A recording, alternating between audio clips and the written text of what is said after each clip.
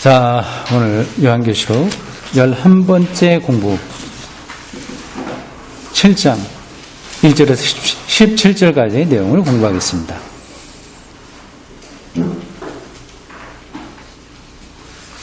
이 본문 들어가기 전에 한 두 가지만 확인하도록 하겠습니다.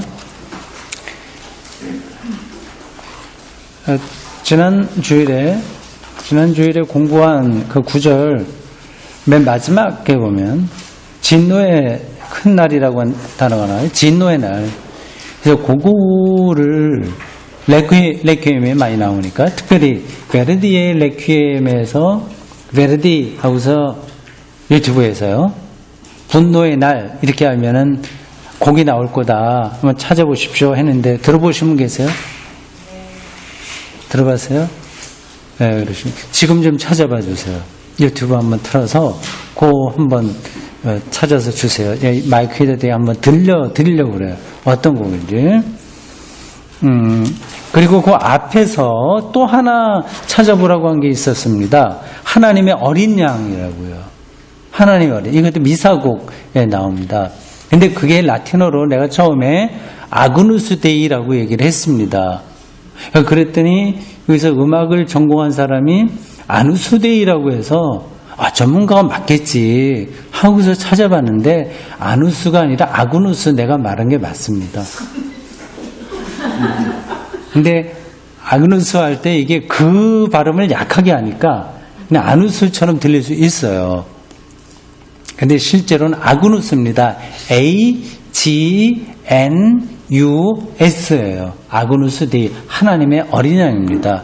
이거 아주 유명한 그 구절이고 요한복음에도 나오고요. 예, 그렇습니다. 그저 교정했습니다. 아누스가 아니라 아그누스 데이.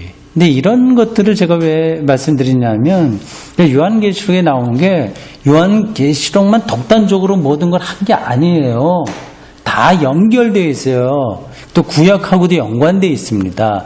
그러니까 하나님의 어린 양이라고 하는 개념이 이 요한계시록을 쓴 사람이 뭐 이렇게 딱 앉아있는데 막 이상한 계시를 받아서 막 쓴 게 아니라 구약 성경에 있는 것들 그 개념들을 다 종합해서 그래서 기록한 겁니다. 문필가예요. 글을 쓴 겁니다. 베르디의 레퀴엠 찾았으면 좀 줘보세요. 네, 그러면 주세요. 찾은 거 아무나.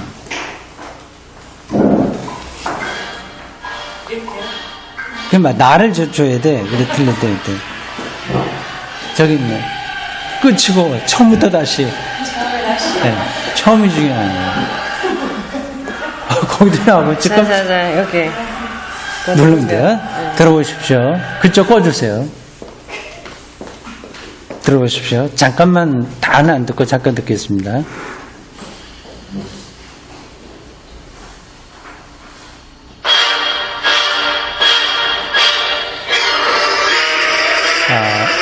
영국 BBC 프로그램 책상 베르디 레퀴엠 이게 라틴어로 디스 이레 에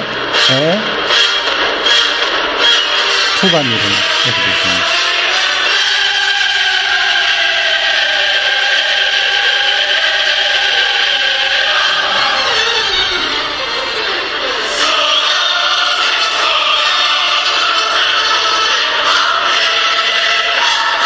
좀 이상하죠? 재밌죠? 그치고, 그거는 이제, 지휘자가 다른 사람이에요. 제가 들었던 거는, 조금 밑에 내려보니 있습니다. 베를린 필하모니에서 한 거고, 내가 누구라고 그랬죠? 지휘자? 그 사람 내가 들었던 지휘자? 아바도, 예, 아바도 것 같게요. 조금만 듣겠습니다. 제가 많이 들었습니다, 정말.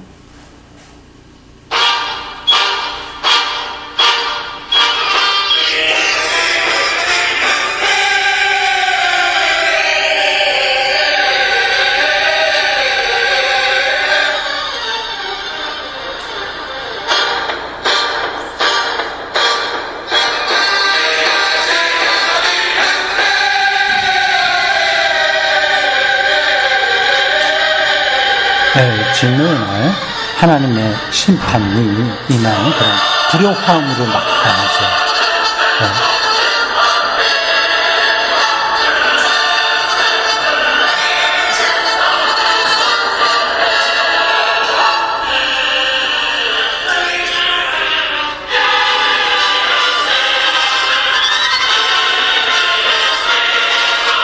여기까지 듣겠습니다. 자, 진노의 날이라는 노래입니다. 그죠. 레퀴엠, 진홍곡 전체가 한 시간 몇십 분 하는데요. 그 중에 한 꼭지 곡이에요. 그게 쭉 이어집니다. 여러 곡들이 제목이. 처음에 시작하는 거는, 키리의 엘레이송, 주여 나를 불쌍히 여기소서,로부터 시작해서 여러 그런 제목의 곡들이 좀 나가게 됩니다. 지금 나오는 거는 레퀴엠 아니고요. 쭉 여러 곡이 나오고 맨 나중에 리베라메 도미네, 나를 해방시켜 주소서 주님, 이런 겁니다.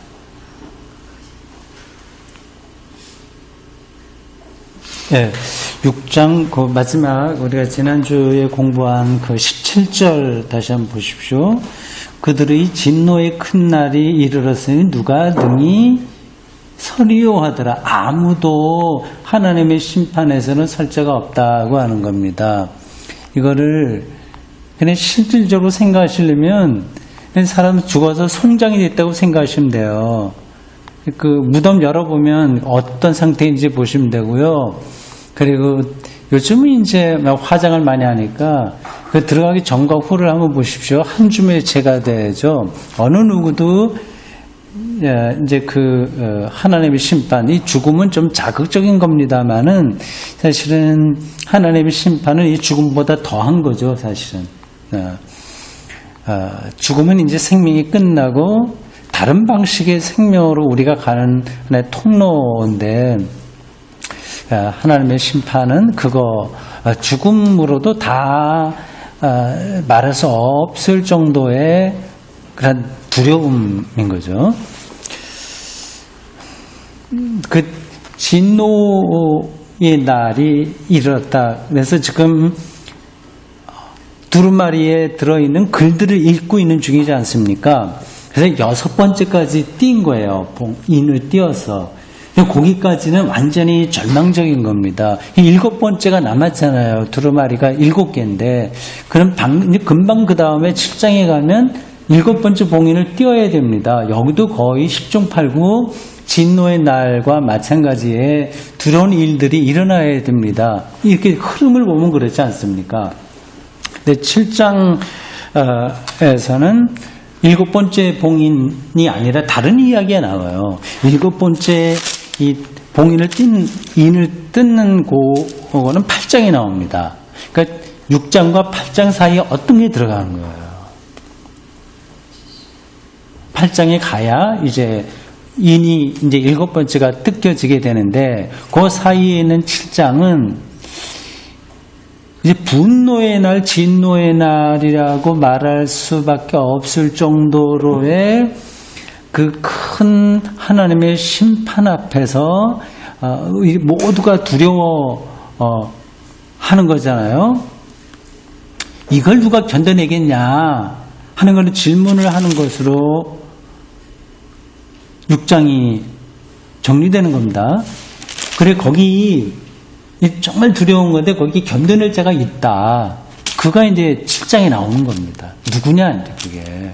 그렇게 한 템포 쉬면서 위로하고 다시 이제 8장으로 넘어가게 7번째 인이 띄어지게 되는 거죠. 이 요한계시록을 기록한 사람은 문학적인 상상력, 그리고 짜임새, 글쓰기, 뛰어난 문필가로 보입니다. 그러니까 어떤 대하소설, 대하소설이 아니라고 하더라도, 그냥 단편도 그렇고 장편도 그렇고, 뛰어난 작가들은 구성이 탄탄합니다. 구성이.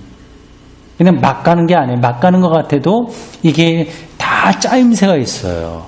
지금 레퀴엠을 제가 앞부분에 잠깐 들었습니다만은, 그 베르디가 처음부터 끝까지 전체를 하나의 작품으로 알고 작곡을 한 거거든요.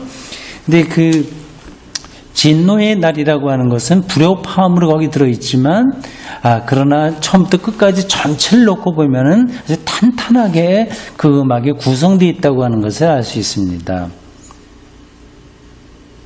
7개의 봉인을 띄는 그 과정에 있습니다. 그래서 7장으로 이제 넘어가면서 진노의 날을 견딜 자가 누구냐 이렇게 요한계시록 기록한 사람이 위로의 말씀으로 어떤 것을 이야기하고 있습니다. 이 7장은 사실은 마지막 전체가 끝장나는 그 부분하고 연결되는 거예요. 어떻게 보면은 7장이 결론일 수도 있습니다. 여러분들 결론을 한번 보십시오. 요한계시록 21장, 22장이 마지막이지 않습니까? 보세요.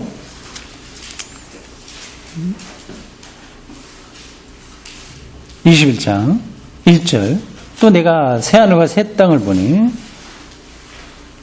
처음 하늘과 처음 땅이 없어졌고 바다도 다시 있지 않고 근데 3절 보십시오. 내가 들으니 보좌에서 큰 음성이 나서 이르되 보라 하나님의 장막이 사람들과 함께 있음에 하나님이 그들과 함께 계시리니 그들은 하나님의 백성이 되고 하나님은 그의 친히 그들과 함께 계셔서 눈물도 다 가지고 어떻게 한다 그렇게 나오고 있습니다.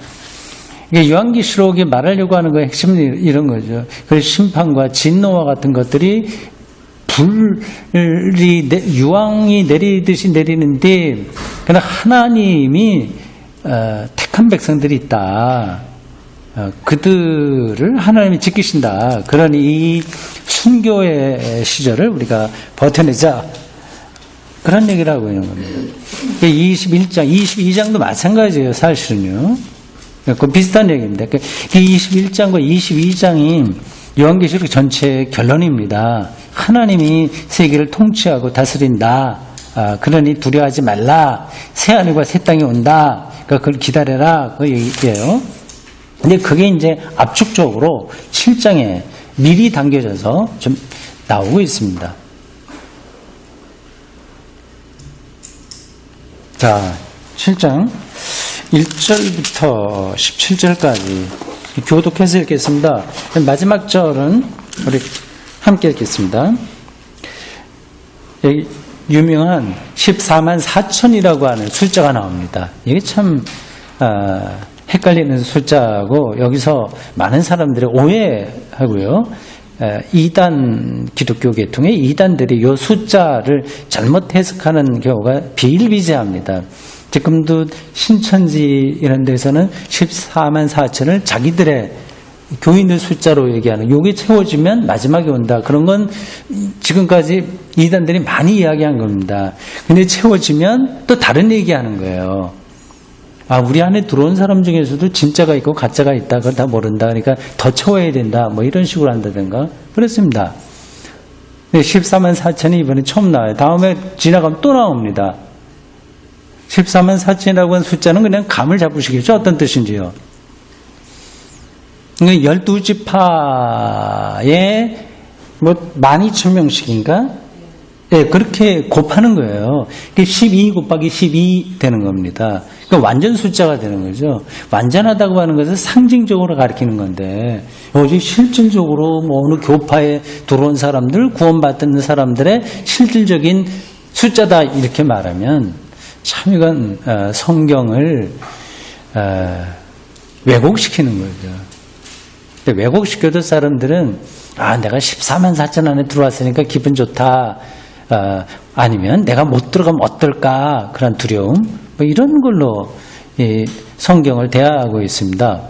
그래서 성경이 그냥 호기심 차원에 있지 그 초기 기독교인들의 역사 경험과 하나님의 우주론적인 통치에 대한 신비 그런 것들을 우리가 받아내지 못하는 거죠. 자, 제가 1절 읽겠습니다. 이 일 후에 내가 네 천사가 땅 네 모퉁이에 선 것을 보니 땅의 사방에 바람을 붙잡아 바람으로 하여금 땅이나 바다에나 각종 나무에 불지 못하게 하더라. 또 보면 다른 천사가 살아계신 하나님의 눈을 가지고 대없는 데로부터 올라와서 땅과 바다를 해롭게 할 권세를 받은 네 천사를 이르되 우리가 하나님의 종들의 임하에 인치기까지 땅이나 바다나 나무들을 해하지 말라 하더라. 내가 인침을 받은 자의 수를 들으니 이스라엘 자손의 지파 중에서 인침을 받은 자들이 14만 4천이니 유다 지파 중에 인침을 받은 자가 1만 2천이요 루벤 지파 중에 1만 2천이요 갓 지파 중에 1만 2천이요 아세 지파 중에 1만 2천이요 나팔의 지파 중에 1만 2천이요 문하세 지파 중에 1만 2천이요 문하세 지파 중에 1만 2천이요 레위 지파 중에 1만 2천이요 이사갈 지파 중에 1만 2천이요 스불론 지파 중에 1만 2천이요 요셉 지파 중에 1만 2천이요 베냐민 지파 중에 인침을 받은 자가 1만 2천이라. 이 일 후에 내가 보니 각 나라와 족속과 백성과 방언에서 아무도 능히 셀 수 없는 큰 무리가 나와 흰 옷을 입고 손에 종려가지를 들고 보좌 앞과 어린 양 앞에 서서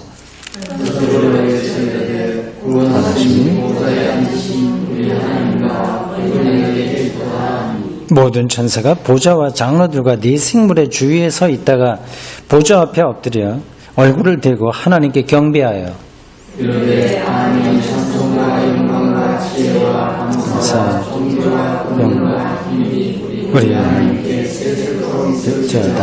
아멘. 장로 중 하나가 응답하여 나에게 이르되 이 흰옷 입은 자들이 누구며 또 어디서 왔느냐. 내가 말하기를 예수여 당신이 하시나이다니 그가 나에게 이르되 이는 하나님에서 나온 자들인데 어린 양이 귀에 그 옷을 씻어 입게 하였나니 그러므로 그들이 하나님의 보좌 앞에 있고 또 그의 성전에서 밤낮 하나님을 섬김이 보좌에 앉으시니가 그들 위에 장막을 치시니라. 그들이 자신은 죽이지도 아니하며 공부하지도 아니하고 해나 아무것도 없는 행위에 삼하지도 아니하니 이는 보좌 가운데 계신 양이 그들의 목자가 되사 영적 세물은 것이고 하나님께서 그들의 눈에서 모든 의를 주실 것입니다. 몇 단락으로 나눠서 보겠습니다. 1절에서 8절까지 또 14만 4천 명에 대한 이야기입니다. 1절 보십시오. 6개의 인까지 끝난 다음에 잠시 쉬어가는 뜻으로 요한계시록 전체의 핵심 주제를 다시가 아니라 처음으로 짚는다는 뜻으로 새로운 이야기를 하고 있습니다. 네 천사가 딱 네 모퉁이 동서남북이죠. 봤는데 땅의 사방의 바람을 동서남북의 바람을 붙잡아 바람으로 하여금 땅이나 바다에나 각종 나무에 불지 못하게 하더라. 이 바람을 불지 못하게 했다고 하는 겁니다. 이 바람이라고 하는 이 단어가 성경에서 어떤 뜻인지는 여러분들 눈치채고 있을 겁니다. 바람은 하나님의 현존을 가리켜요. 영이기도 하고 바람이기도 하고 이렇게 여러 가지로 쓰입니다. 가장 대표적인 단어로는 루아흐라고 하는데요. 히브리어로 루아흐가 이제 바람입니다. 영이라는 뜻도 있고 바람이라고 하는 뜻도 있습니다. 생각해 보십시오. 지금 우리야 그 바람이 어떤 물리적 현상인지를 잘 알기 때문에 그러려니 생각하지만 옛날 사람들에게는 이 바람이 정말 신기한 거였습니다. 보이지는 않는데 어디 힘으로 느껴지고요. 근데 따뜻하기도 하고 차갑기도 하고 그럽니다. 그리고 사람이 태어날 때는 어머니 뱃속에서 나올 때 숨이 시작하잖아요. 아이들이 태어나자마자 숨을 쉬나요? 아니면 거꾸로 이렇게 붙잡아서 때려야지 숨을 쉬나요? 네?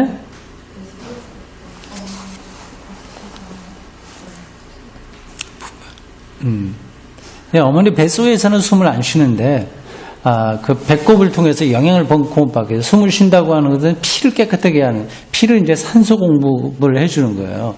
그래서 숨을 쉬지 않더라도 죽는 건 아닙니다, 사실은. 피를 계속 수혈해주면 되죠. 근데 숨을 쉬지 않으면 폐가 또 망가지니까 계속 숨을 쉬어야 되는데, 따지고 보면은 그렇게 별거 아니라고 하면 아닐 수 있습니다. 피만 잘 산소가 공급되는 다른 방식이 있다면 숨을 안 쉬어도 살긴 하죠. 근데 그 숨, 입김, 바람, 이런 것들을 다 루아흐라고 말을 했고, 영이라고 이렇게 생각하는 겁니다. 신비로운 거죠. 그게 이제 하나님의 현존 나타나는 그런 현상이기도 하고요. 그리고 하나님의 심판이기도 하고, 그러한 양면성을 이 바람이라고 하는 이 용어가 갖고 있습니다. 이것도 이제 요한계시록 기자가 혼자 이렇게 독단적으로 생각해서 한 건 아니고요. 제가 누차 얘기하지만 성경 기자들은 독불장군이 아닙니다. 제가 여러 가지로 설교를 하거나 성경 공부할 때 제 마음대로 하는 것 같진 않죠. 그죠? 하지 않습니다. 자기 마음대로 하면 이건 이제 다르게 되는 거예요. 제가 말하는 모든 것들은 다 받은 겁니다. 받아서 이게 배운 거죠. 배웠지만 제 나름으로 그걸 새롭게 해석을 하고 뭐 그런 방식으로 해서 뭐 글도 쓰고 뭐 강의도 하고 교회에서 공부도 성경 지도도 하고 설교하고 하는 거와 같이 성경 기자들도 다 이렇게 연결되어 있어요. 스승, 제자, 동료 거기서 또 배우고 그 배운 걸 또 생각해보고 그게 자기의 현재 자기 일상생활과 그리고 자기들이 경험하고 있는 역사, 로마라고 하는 역사, 히브리, 헬라 사상들 뭐 이런 거하고 어떻게 연관됐나를 굉장히 고민하고 생각을 했습니다. 거기서 자기가 느낀 바를 깨달은 바를 이렇게 정리하는 거예요. 이 바람이라고 하는 바람이 와서 이렇게 저렇게 가고 하는 요 표현도 이 요한계시록 기자만 한 게 아니라 다른 사람들도 당연히 했어요. 많아요. 두 군데만 찾아보도록 하겠습니다. 에스겔 37장 9절 보십시오.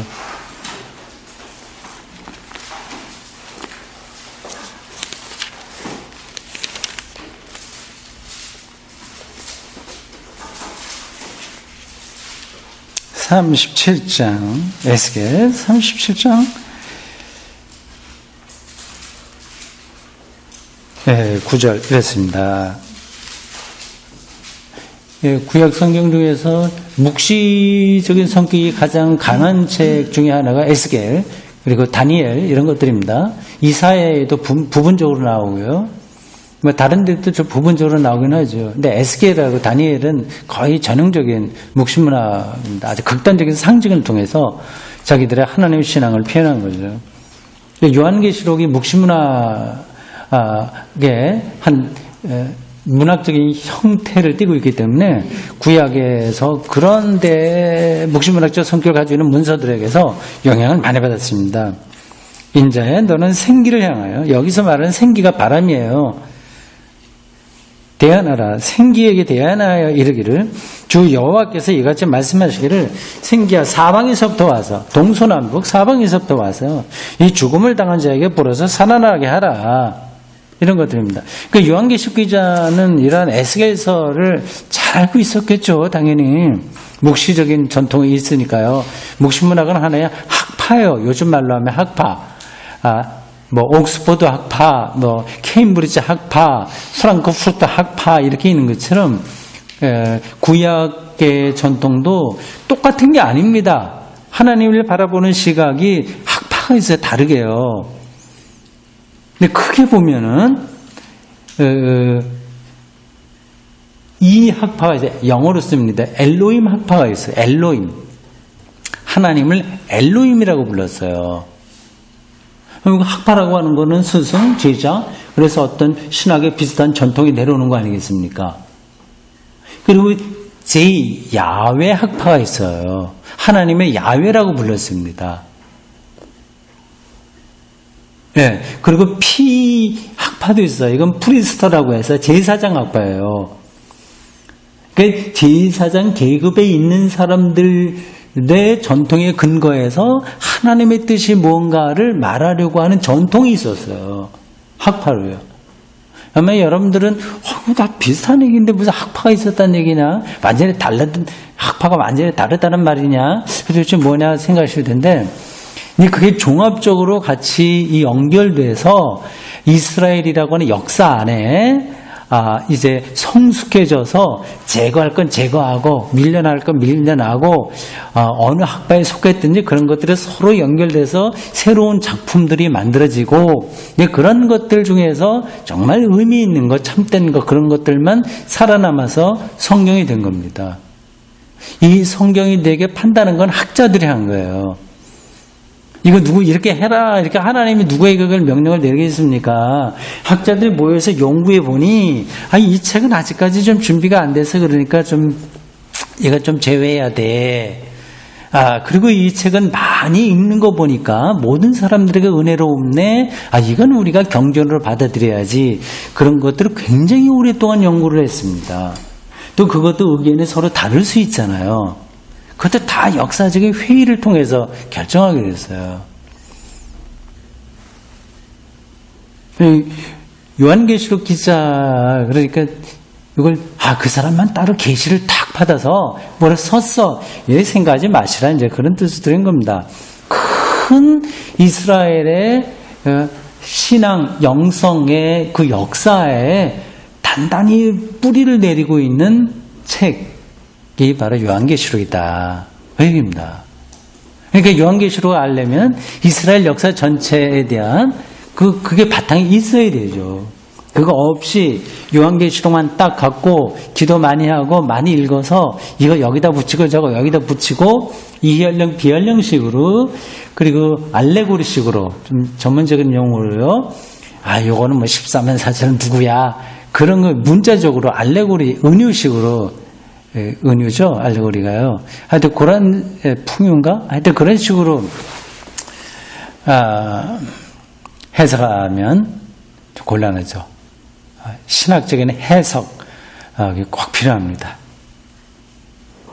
다음 예레미야 49장 또 찾아보십시오. 뭐 이거 찾아보려면 많습니다. 근데 제가 두 군데만 보도록 하겠습니다. 예레미야 49장입니다.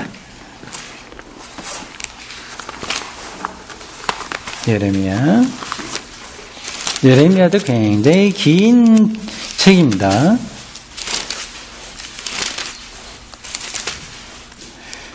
49장 36절 보십시오.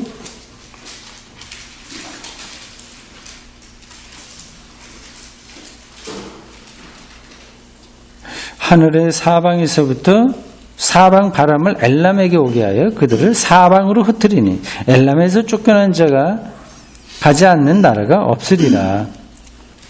요거 뭐 한 구절만 딱 따서 보니까 조금 어색하긴 한데 결국 이런 것들이 다 오늘 여기 요한계시록 7장 1절에 나와 있는 그 사방의 바람을 잡아서 뭐 어떻게 라고 하는 이 표현과 다 연결되는 말씀이라고 하는 겁니다. 문학적인 표현이에요. 동서남북의 바람. 참 옛날 사람들은 신비롭게 생각했을 겁니다. 다음. 땅이나 바다이나 각종 나무에 불지 못하게 하더라. 뭘 막은 거예요. 이게 이 바람은 두 가지라고 그랬어요. 하나는 심판이고 하나님의 현존입니다. 근데 그걸 못하게 하는 거예요. 근데 재밌는 게 땅에나 바다에나라고 나오고 또 그다음에 각종 나무라고 돼 있어요. 땅과 바다와 다음 나올 직한 단어는 하늘이어야 되죠, 사실은요. 그래 어울리죠. 근데 여기는 나무라고 표현되어 있습니다. 하늘에는 뭐 바람이 우리가 부는지를 확인할 수 없으니까 고대 사람들에게 이 하늘은 신비로운 세계라서 자기들 그거를 어떻게 말할 수는 없어요. 그러나 바다나 땅은 자기들이 확인할 수 있는 그런 세계죠. 그 두 개를 이야기하는 건 맞아요. 근데 여기에 나무라고 하는 게 병행으로 들어갑니다. 요 나무는 사람을 가리킨다고 생각하시면 됩니다. 땅이나 바다나 각종 사람에게 벌써 못하게 하더라. 우리가 그렇게 추정하는 거예요. 요한계시록 기자가 어떤 뜻으로 그렇게 말을 했는지 100% 알 수 있는 것은 아니되 이모저모 그가 인용한 구약 성경과 그리고 이스라엘의 전체 신앙 그리고 그들의 글 쓰는 방식 이런 것들을 다 미루어 보면 이 나무가 사람을 상징하는 경우가 많기에 요 구절은 사람이다 이렇게 말하는 거죠. 요것도 한 구절만 찾아보겠습니다. 시편 1편을 보십시오. 유명한 시편입니다. 1편 3절 그는 시냇가에 심은 나무가 철을 따라 열매를 맺으며 이렇게 나와 있습니다. 나무로 나오죠. 그러니까 그 어떤 사람을 나무로 이렇게 형상화하는 것들이 구약 성경에 종종 나옵니다.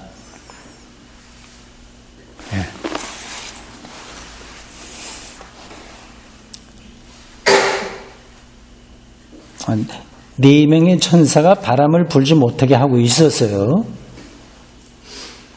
2절 또 다른 천사가 또 등장하네요. 그래서 살아계신 하나님의 인을 가지고 인은 도장이죠. 살아계신 하나님의 도장을 갖고 네 천사에게 또 외쳤다고 하는 겁니다. 살아계신 하나님의 인 이거 조금 까다로운데 그냥 성서 주석학자가 설명하는 것을 전하기만 하겠습니다. 이 도장이라고 그랬어요. 뭐 인친다고 할 때 그런 것들입니다.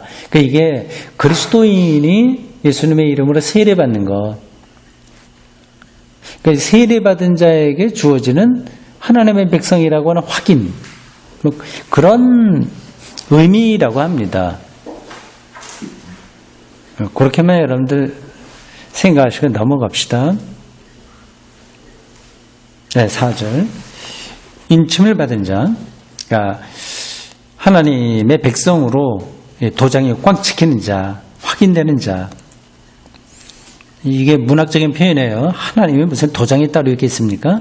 그러니까 하나님의 선택이 분명하다고 하는 것을 이렇게 표현하는 겁니다.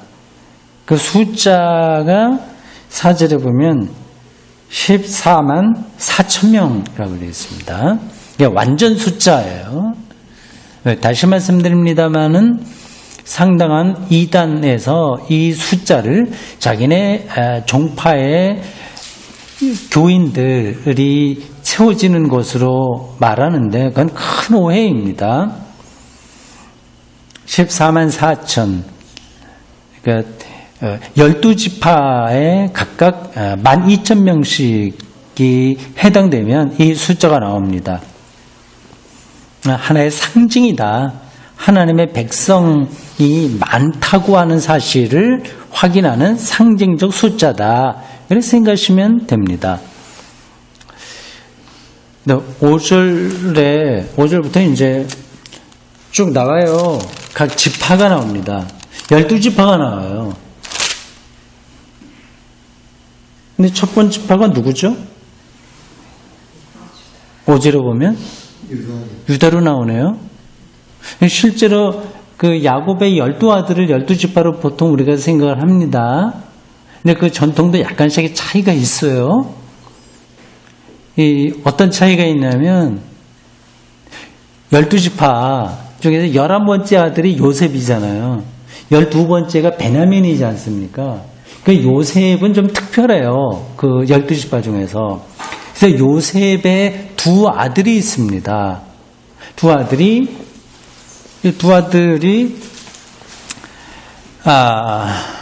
루벤, 그러니까 맏아들이 루벤이고 둘째가 뭐죠? 예? 루벤이 야곱의 아들. 이게 야곱의 아들. 내가 지금 뭘 착각했네. 잠깐만. 그렇죠. 그게 아니라, 다시 정정하겠습니다. 요셉의 두 아들이 있어요. 두 아들이 있는데, 그게 이 두 아들이 12지파로 들어가서 계산되는 경우가 있습니다. 그럼 12지파 중에서 둘이 또 빠져야 되잖아요. 왜 빠지는 게 이제 요셉이 빠져야 되죠. 요셉 아들 둘이 들어가야 되니까. 그 레위가 빠지고, 그게 이제 하나님의 그 일을 해야 되는 지파라, 땅을 받지 못하는 지파니까 뭐 그렇게 들어가기도 합니다. 그 요셉의 두 아들 이름이 제가 적어봤어요. 옛날엔 다 알았었는데 므낫세하고 에브라임입니다. 므낫세와 에브라임. 이 요셉의 두 아들이에요. 얘네들이 이제 12지파로 들어갈 때가 있고, 어떤 때는 둘 다 빠지고 요셉만 들어갈 때도 있고, 여기는 또 조금 달라요. 약간씩 므낫세는 들어가는데 에브라임에 빠지고 요셉에 들어가고, 약간 전통에 따라서 12명의 이름을 뭐로 하느냐는 약간씩 차이가 있습니다. 네, 이 야곱의 12아들 중에서 원래 큰 아들은, 맏아들은 르우벤입니다. 르우벤. 한번 찾아보시죠. 창세기 46장 8절. 46장, 창세기 46장 8절.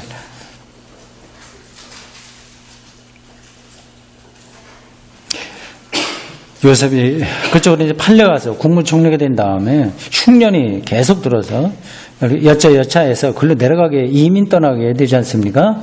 가서 이제 고센이라고 하는 땅에서 소수민족으로 살다가 나중에 큰 무리를 이루어서 또 엑소더스 한다는 그 이스라엘의 대서사 중에 초반부에 해당합니다. 야곱이 자기 아들들과 가족들을 데리고 가는데 이름이 거기 망라되어 있습니다. 8절 보면요. 야곱과 그의 아들들 곧 야곱의 맏아들 르우벤과 나왔고요. 네, 10절 넘어가면 시므온 이렇게 나오고요. 쭉 그렇게 나옵니다. 그거를 그 나이별로 그 아들들 12명, 원래 12명이고요. 그냥 요셉의 아들들 빼고 말이죠. 12명이 어머니가 4사람이에요. 거기서 이제 여러 아들들 낳고 딸들도 분명히 여러 명이 있을 텐데 성경에는 기록을 하지 않네요. 다만 이제 하나만 나옵니다. 디나라고 하는 그것 때문에 딸 때문에 벌어진 조금 불편한 이야기, 그런 것들이 창세기도 나와요. 근데 디나 하나였겠습니까? 어디?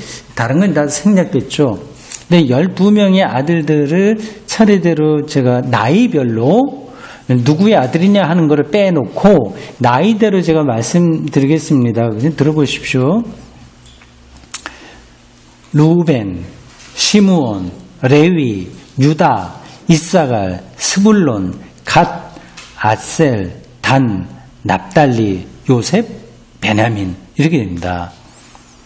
다시 한번 읽어보겠습니다. 루벤, 시므온, 레위, 유다, 이사갈, 스불론, 갓, 아셀, 단, 납달리, 요셉, 베냐민입니다. 예, 그렇다면 여기 요한계시록 7장 5절에서 각 지파의 숫자를 계산하면서 열거되는 아들들의 이름이 호명된다면 맏아들부터 해야 되잖아요. 루벤서부터 해야지 마땅하지 않습니까? 근데 유다부터 나와요. 왜 그럴까요?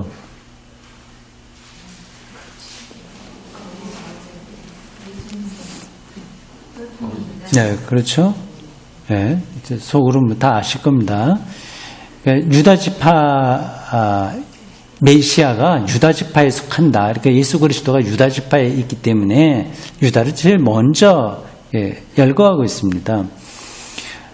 그 야곱이 죽기 전에 자기 아들들에게 다 축복 기도를 하거든요. 창세기 49장에 보면 있습니다.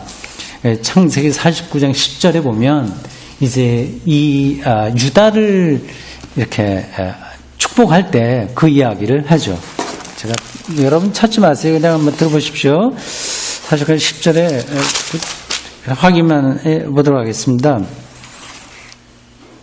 그 요셉의 두 아들까지 다 축복해요. 그 중에 이제 유다에 대해서는 49장 10절에서 이렇게 얘기합니다. 규는 지팡이죠. 지팡이. 하나님의 지팡이죠. 규가 유다를 떠나지 아니하면 통치자의 지팡이가 그 발 사이에 떠나지 아니하시기를 실로가 오시기까지 하리니 그에게 모든 백성이 복종하리로다. 이렇게 쭉 나갑니다.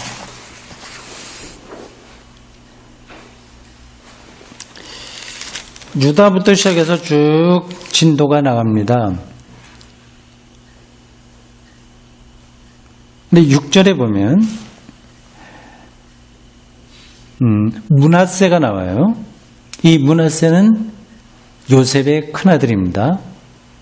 둘째 아들도 들어옴직한데 여기서는 빠졌어요. 므낫세만 넣고 요셉도 포함시킵니다. 그러니까 요거는 조금 다른 12지파 전통을 따른 것 같습니다. 요셉이 들어가게 된다면 므낫세를 빼야 되는데 요셉의 아들이 므낫세인데 들어가 버리니까 조금 요 12지파를 말하는 전통이 달랐을 겁니다. 근데 사실 12지파 얘기하지만 예수님 당시에 초기 기독교 당시에는 12지파가 무의미했어요. 이건 아주 옛날에 있었던 그런 전통이었습니다. 그래서 그런 것들이 조금씩 차이가 있는 거죠. 지금 뭐 우리는 12지파가 야곱의 아들을 낳아서 쭉 했다고 하는데 사실은 아주 그런 옛날 이야기이기 때문에 정확하게 알 수 있는 건 아닙니다. 이렇게 생각하시면 되겠어요. 우리 경상도가 있고 뭐 전라도가 있고 이렇게 하는 것처럼 이 가나안 땅에도 여러 부족이 살고 있었습니다. 근데 그 지역마다 이제 이방인도 있고 또 하나님을 섬기는 이스라엘 백성들도 있고 했습니다. 근데 지역의 한 전통, 그건 이제 유다는 이제 남쪽이죠. 예루살렘 쪽에 유다 지역, 무슨 지역 이렇게 했습니다. 그러니까 그 자기네 족장이죠, 말하자면. 어느 지역의 족장의 이름을 따서 한 지파, 이렇게 한 겁니다. 그를 창세기에서 그러니까 아들들, 손자들, 이런 식으로 그 이야기를 정리를 한 거죠. 그래서 조금씩 그 분류하는데 차이가 있습니다. 아셀과 납달리, 6절 보십시오. 아셀과 납달리 사이에 사실은 야곱의 12아들 중에서 한 사람인 단이 들어가야 돼요. 근데 단이 빠졌어요.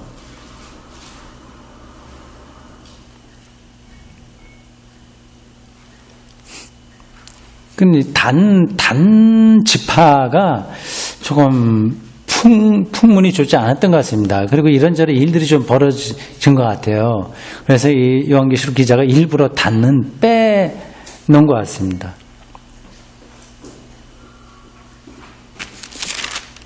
예, 그러면 어떻게 되는 겁니까? 12사람 중에서 요새까지 다 들어갔고요.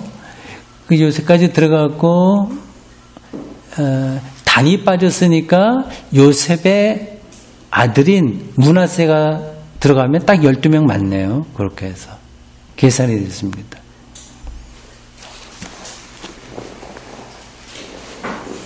뭐 별로 그렇게 중요한 건 아닌데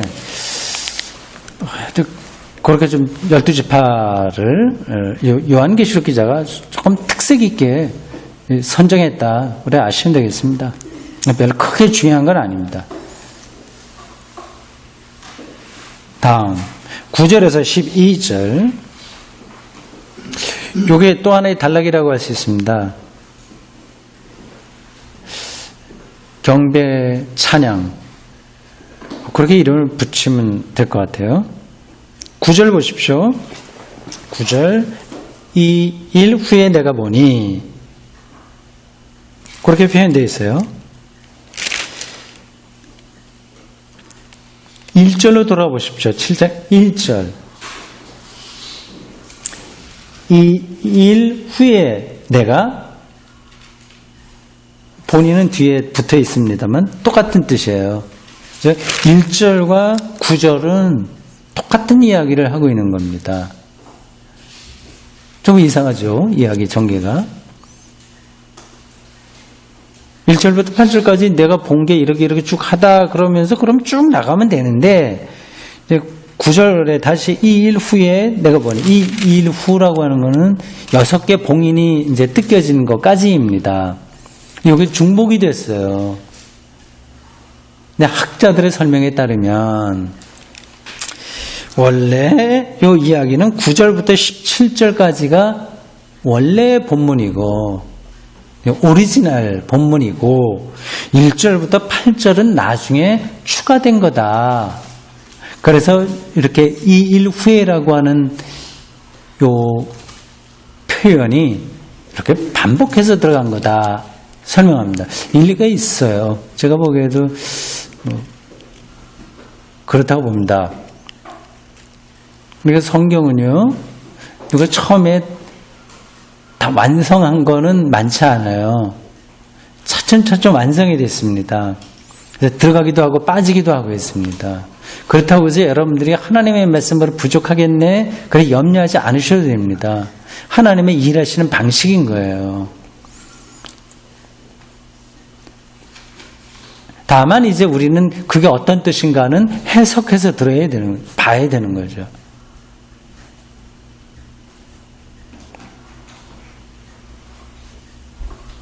네, 9절 보십시오. 애들 수많은 사람들이 이건 뭐 14만 4천 명 앞에서 말한 그 숫자 정도쯤으로 보면 됩니다. 각 나라와 족속과 백성과 방언에서 아무도 능히 셀 수 없는 큰 무리가 나와. 요게 이제 원래의 이야기였었는데 그걸 조금 더 구체적으로 보충한 게 그 앞구절 14만 4천 이라고 할 수 있습니다. 그러니까 하나님 나라에서 찬양을 하는 이들의 큰 무리를 이 요한계시록 기자가 환상으로 본 거죠. 혹은 느낀 거죠. 그런 것들을 영혼에서 경험하게 되는 거죠. 어떤 그림을 그리는 사람이 추상화를 그린다고 할까? 하여튼 어떤 거라도 그림을 그리는 사람이 어떤 머릿속에 많은 게 그려져 있거든요. 작곡을 하는 사람도 그렇습니다. 근데 그게 아주 실력이 없는 사람들은 뭐 형편없는 거고 정말 뛰어난 사람들은 아주 그 진리의 근본을 붙든거든요. 그래서 그거를 그림으로 그려내거나 음악 소리로 이렇게 나타냅니다. 근데 성서기자들은 그 영혼의 그 경험들을 문자로 이렇게 기록한 거죠. 큰 무리가 있어요. 흰 옷을 입고 흰 옷이라고 하는 것은 앞서 반복해서 이야기했습니다. 하나님 나라에 적합한 것으로 변화된 사람들을 가리키는 거예요. 변화 아시겠죠? 변화요. 그래도 예수 믿으면 존재론적으로 변하는 겁니다. 우리가 밥을 안 먹어도 살 정도로 그렇게 변한다는 게 아니라 그런 변화는 그렇게 중요한 게 아니에요. 하나님과의 접속, 결속을 통해서 우리가 전혀 다른 방식의 삶의 내용을 갖게 되는 거죠. 변화됩니다. 신앙도 변화돼요. 깊어질수록 그 사람의 영혼의 주파수가 다른 데 가기 때문에 변화되는 겁니다. 흰 옷을 입었다고 하는 것은 하나님 나라에 적합할 정도로 변화된 그 실존을 가리키는 거죠. 흰 옷을 입고 손에 종려가지를 들고, 종려가지요. 이거 흔들어가지고 종려가지가 가지고 있는 뭐 의미는 많습니다. 종려나무요. 뭐 종려주일에 뭐 교회 강단 장식할 때 종려나무 좀 제법 하죠. 예수님이 예루살렘 입성할 때 사람들이 종려가지 나무 흔들었다고 합니다. 요한복음 12장 13절 한번 보십시오. 제가 이렇게 다른 구절을 잠깐 확인하는 것은 요한계시록 기자가 혼자서 모르는 걸 독창적으로 하는 게 아니다. 그걸 말씀드리려고 하는 겁니다. 요한복음 12장 13절.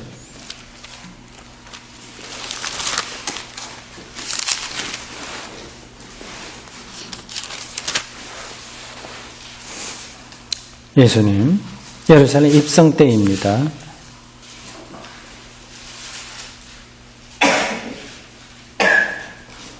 12절, 13절 제가 읽어보겠습니다. 그러니까 이튿날에는 명절,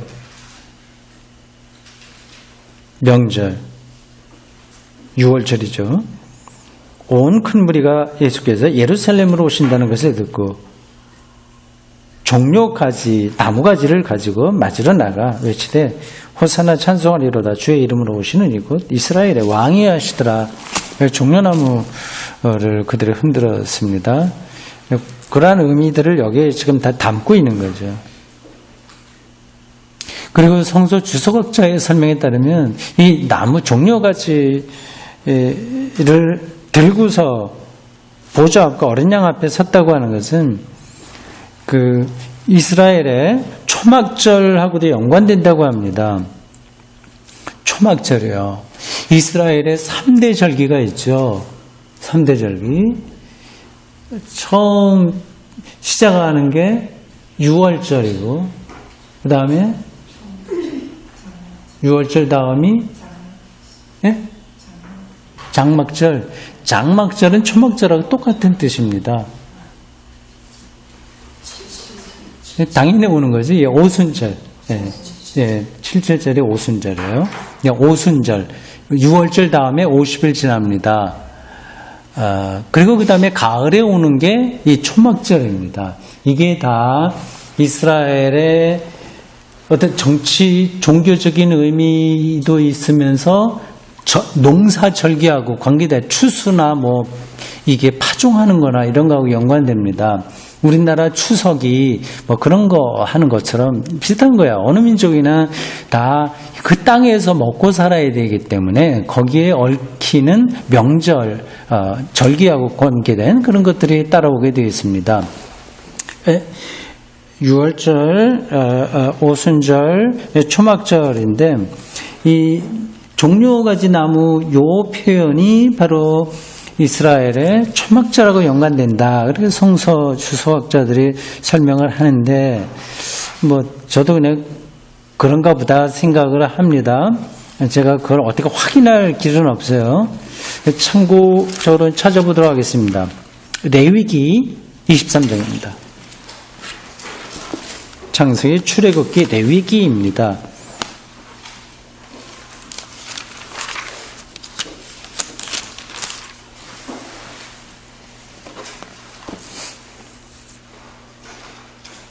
창세기, 출애굽기, 레위기, 민수기, 신명기 여기까지가 모세 오경이라고 해요.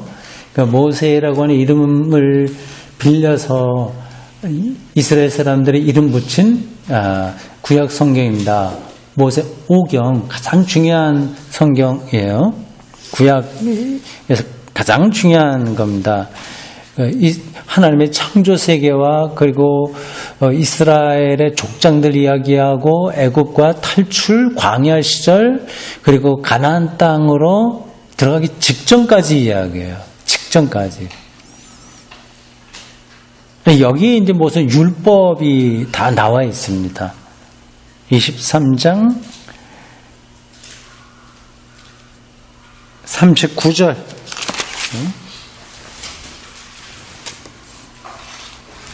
33절에 보면 작은 제목이 붙어 있습니다. 초막절이라고 되어 있습니다. 말 그대로 초막에 거하는 전통이에요. 이 풀이나 나뭇가지 같은 것으로 야외에 임시 거처를 지어놓고 거기서 머물면서 하나님의 자기들의 애굽에서 구해주시고 광야 생활, 특별히 광야 생활이 초막 생활하고 똑같거든요. 임시 거처에 머무니까요. 그러나 어려운 생활을 하면서 하나님의 은총을 기리는 절기가 바로 초막절입니다. 39절 이렇습니다. 너희가 토지 소상 거두기를 마치거든 7째 달 15셋 날부터 1회 동안 일주일이네요. 여호와의 절기를 지키되 그 첫날에도 안식하고 8째 날에도 안식할 것이요 첫날에는 너희가 아름다운 나무 실과와 종려나무 가지와, 여기 나오죠? 종려나무 가지요. 무성한 나무 가지와 신의 버들을 취하여 너희의 하나님 여호와 앞에서 이래 동안 즐거워할 것이라. 네, 그렇습니다. 요한계시록 기자가 여기서 9절에서 종려가지를 들고 했다고 하는 게 이러한 이스라엘 전체 절기하고도 다 연관된다. 그래 보시면 됩니다. 10절. 네, 그 백성들이 큰 무리죠. 앞에 있는 거하고 연관시키면 14만 4천 명이에요. 그들이 아주 큰 소리를 냈습니다.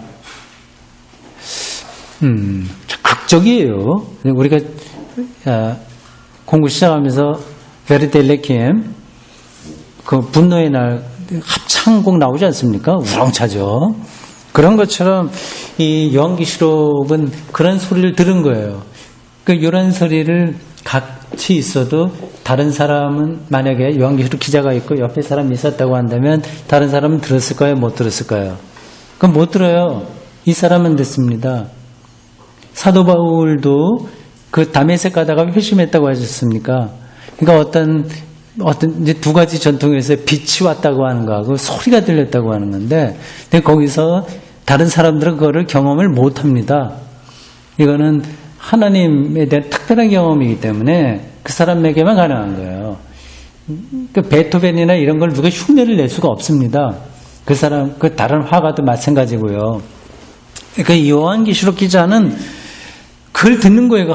세계를 보고 그리고 예수에게 일어난 사건을 보고 그것을 구약과 연관해서 쭉 아주 풍부한 그 성서 지식과 영성 경험과 인간의 나고 죽음과 그리고 로마의 이 기세 등등한 것과 거기서 순환당하는 순교당하는 사람들과 뭐 등등 모든 것들을 종합적으로 알고 있었던 요한계시록 기자의 그 영혼 속에 이런 합창 소리가 들린 겁니다.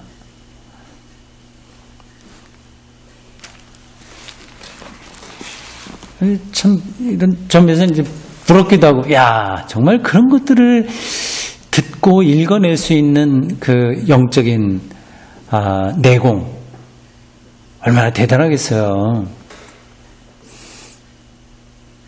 다음과 같은 찬송의 외침입니다. 구원하심이 보좌에 앉으신 우리 하나님과 양에게 있도다. 어린 양에 있도다. 어린 양이요. 이 보좌와 어린 양은 같이 이렇게 맞물려서 설명되고 있습니다. 예수 그리스도죠. 보좌에 앉으시는 하나님이시고요. 그러니까 예수가 어린 양으로서 하나님의 명령에 그대로 순종했고 그를 통해서 인류의 죄가 용서받고 하는 그런 일련의 구원 사건입니다. 그걸 이제 이렇게 표현하는 거죠.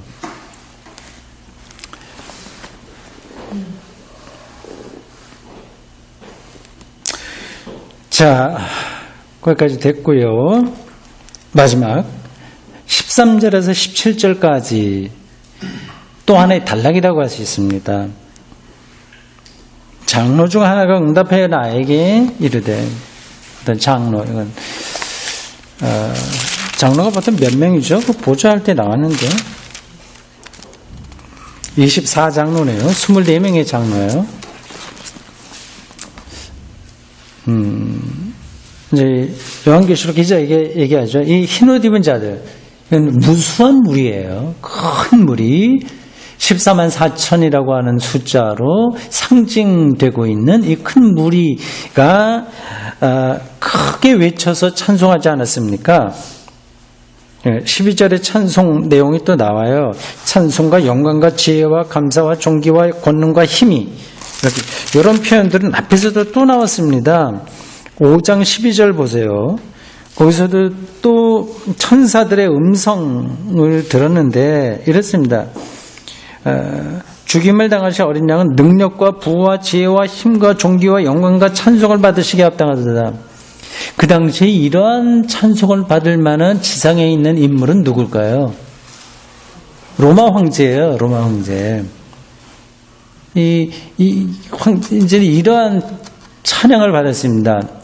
근데 기독교인들은, 제자들을 비롯해서 초기 기독교인들, 로마 권력에 의해서 순교당하고 억울한 일 많이 당하는 사람들, 아무 힘이 없지만, 그러나 그들은 어린 양이야말로, 예수님이야말로 당신들이 숭배하는 황제에 대한 찬양이 돌려줘야 될 뿐이다. 그 확신을 갖고 살았죠. 이게 반복해서 나오고 있습니다. 그래서 이 흰옷 입은 사람들이 누구며 어디서 왔냐 이렇게 물어요. 장로가요.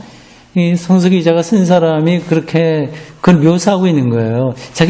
자기가 궁금한 거예요. 도대체 그러면 하나님 나라에서 이렇게 놀라운 찬송을 부를 자들이 누군가. 자기는 모르겠어요. 당신은 아십니다. 그렇게 대답을 하죠. 14절에 그렇습니다. 내 주여 당신이 아십니다.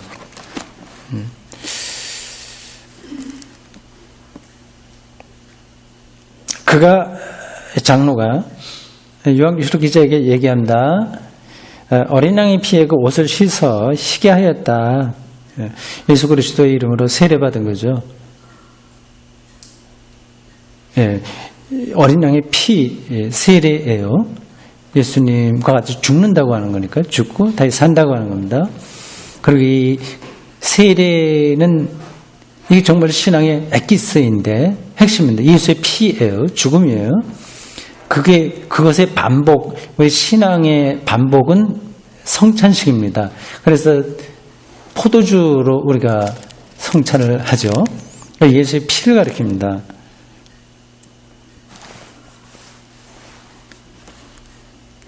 그 다음 하나님 나라에서 흰옷 입고 찬양을 부르는 사람들의 운명 16절에 이렇게 표현되어 있습니다. 그들은 다시 주리지도 않고 목마르지도 않고 해나 아무 뜨거운 기운에 상하지도 않는다. 구원이죠, 말이죠. 구원이에요. 다르게 표현할 수가 없어서 이렇게 얘기하는 거예요. 이것도 요한계시록 기자 혼자 제가 독창적으로 생각한 게 아닙니다. 이미 그런 전통은 구약에 다 있어요. 나중에 여러분 집에 가서 찾아보십시오. 시간이 갔기 때문에 그냥 9절만 말씀드리겠습니다. 이사야 49장 10절, 시편 121편 6절 그거예요. 이사야 49장 10절, 시편 121편 6절. 그런데 보면 주림이 없고 목마름이 없고 해와 뜨거움이 상하지 않는다고 하는 그러한 구원 표상, 구원에 대한 생각 그런 것들이 거기 다 묘사되어 있습니다. 그런 게 면면이 내려와서 지금 요한계시록 기자에게까지 전달이 돼서 표현된 겁니다.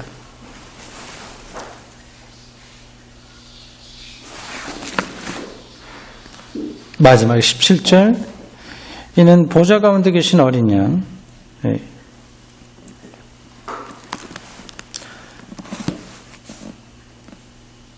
이 표현은 저도 지금 처음 보네요. 보좌에 앉으신 이와 그리고 그 오른쪽에 있는 어린 양 이렇게 하면 맞는데 보좌 가운데 있는 분은 하나님인데 어린 양이라고 돼서 이게 무슨 문장인지 다시 한번 보겠습니다. 이는 보좌 가운데 계신 어린 양이 그들의 목자가 되어서 생명수 샘으로 인도하시고 하나님께서 그들의 눈에서 모든 눈물을 씻어주실 것입니다. 이렇게 되어 있습니다. 그건 조금 표현이 우리가 알고 있었던 거하고 좀 다르네요. 보좌에 앉으시는 하나님만이어야 되는데 어린 양이 보좌 왜 이렇게 표현했을까요? 이 번역이 잘못된 걸까요? 아니면 다른 의미일까? 보좌에 앉으시는 하나님이어야 되는데 어린 양은 그 옆에 있어야 되는 거고 근데 보좌 가운데 있다고 하네요. 이건 이제 숙제로 안고 그냥 가겠습니다. 저도 확실하게 모르겠습니다. 어쨌든 여기서는 어린 양이 목자가 되셨다. 구원자가 된다는 것이고요. 하나님께서는 눈물을 다 씻어준다. 그건 앞에 16절에 나와 있는 것을 다시 한번 반복해서 이야기한 겁니다. 자, 이제 우리 공부 다 했습니다. 결론적으로 14만 4천, 다시 한번 강조하지만 하도 이 숫자에 한국 기독교인들이 유혹을 당하기 때문에 말씀드리는데, 이것은 어느 교파나 종파에 신자들의 숫자가 채워지는 것으로 문자적인 차원에서 생각하시면 안 됩니다. 그러나 하나님에게 선택받은 혹은 세례받은 그 아주 엄혹한 시절에 예수의 피로 씻김받아서 흰옷 입었다고 표현된 사람들의 무리를 가리킨다 생각하시면 되겠습니다. 기도하겠습니다. 주님, 오늘 저희들 정말 까마득한 옛날 2000년 전 요한계시록 기자가 전해준 말씀을 들었습니다. 아니 2000년 전으로 끝나는 게 아니라 훨씬 더 에스겔, 이사야, 시편 이런 데까지 거슬러 올라가야만 되는 놀라운 하나님의 자기 나타내심과 예수 그리스도의 구원하심 등등에 대한 신비로운 말씀을 들었습니다. 이렇게 먹고 살기 바쁘고 또 이전 투구처럼 돌아가는 이 일상 속에서 자칫하면 거리가 먼 이야기처럼 들리기 쉬우나 이 성서가 말하는 세계야말로 가장 현실적인 생명이라고 하는 사실을 잊지 않도록 우리의 영혼을 일깨워 주십시오. 종교개혁 500주년을 기다리며 겸손한 마음으로 다시 만날 때까지 저희들 잘 지내도록 인도해 주십시오. 예수님의 이름으로 기도합니다. 아멘. 마치겠습니다.